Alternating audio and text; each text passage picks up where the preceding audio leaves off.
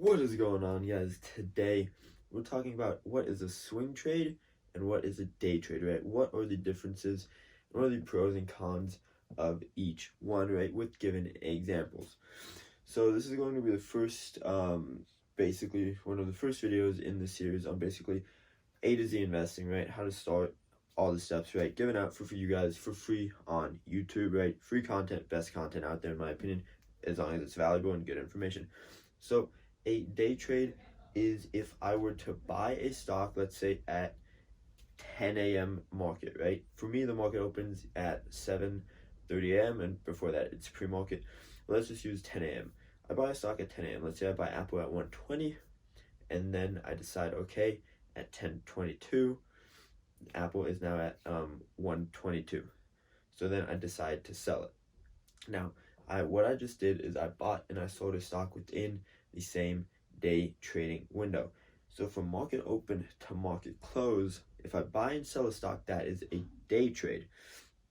Now, the pros and cons of a day trade. So the pros obviously are that you don't have to hold anything overnight, right? There's no unexpected risk. Everything is in your control. The cons of a day trade, you can't make as much profit. And while they are a safer risk overall throughout the day because everything is in control of that point, the con is that in order you can only do 3-day trades if you're under the PDT rule, and that rule is that you have under $25,000 in your account, which means you can only day trade 3 times a week, which is not great because there's not much profitability, because I chase for between 0.5 and 2% per day trade. I do, and if I could only do that 3 times a week, I could at the lowest make 1.5%, and 1.5% is not a great amount per week because that equates out to 6% a month, and my monthly goal is 20%. Now, the swing trade is if I were to buy a stock, let's say on a Monday, and I decided to sell it on a Tuesday or the week or 2 weeks after that. So swing trade is I hold it for longer than a day, but I also hold it for under than a long-term investment, right? Which basically means I hold it for under 6 months. So that is a swing trade. This basically means that if I were to buy Apple at 120, but actually let's use Tesla as an example. If I were to buy Tesla right now at $400, and on September 18th it is coming out with its battery day news, and it can still be added into the S&P 500 in the next 2 weeks. Now, building off of that news, I buy it at 400, and I think it can reach 450, 500. So instead of then selling at 4 or 5 today, I'll be like, okay, you know what? I will wait until it reaches at least 450, and then if it continues to go higher, I'll wait a little longer and sell then. And if it drops back down to 450, I'll then sell at 450. That is a swing trade. So if I think from now within 2 weeks it'll go higher, that means I then plan on selling not today, but within the span of next week or the week after. That is a swing trade. So that is the main difference between a day trade and a swing trade. Now, again, the pros of a swing trade, right? Instead of then just making that $5 on that day trade, I can then make $50 to $100 on that swing trade. Now, the con of this is if I try to get 20% every single month, I have a swing trade, but then bad news comes out, like Tesla last Friday didn't get into the S&P 500.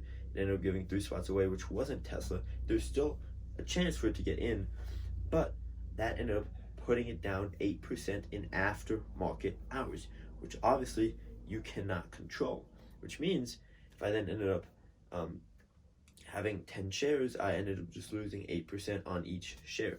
That is the risks of a swing trade, especially if you hold it over the weekend, because the news just keeps going.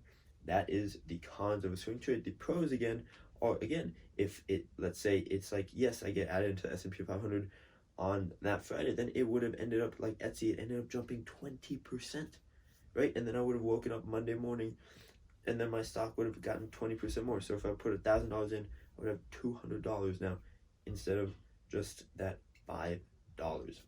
So again, those are pros and cons and descriptions of what a day trade versus a swing trade is, the pros and the cons of each.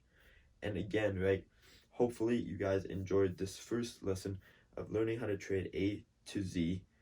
And if you guys did, leave a comment down below, right? I will be making more videos, right? We're gonna start slower, right, at beginner level, and then we work up to intermediate and then advanced, where I teach you guys how to do calls, puts, options, right?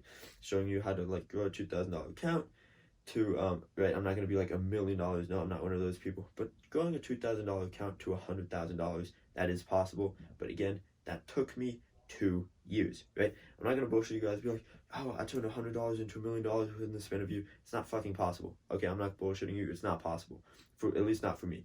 And I want to see someone technically prove it to me that it is possible. Until then, I don't believe it. But I can prove to you guys turning a $2,000 account into a $100,000 account within the span of 2.5 years. I can prove that, and I have on my YouTube channel before. And other than that, hope you guys enjoyed this video. Hope you guys are going to enjoy the series that I'm decided to do. And other than that, thank you guys so much for your continued support. Please like this video, comment down below if you have any thoughts or suggestions. Other than that, thank you guys so much for watching, and have a fantastic week.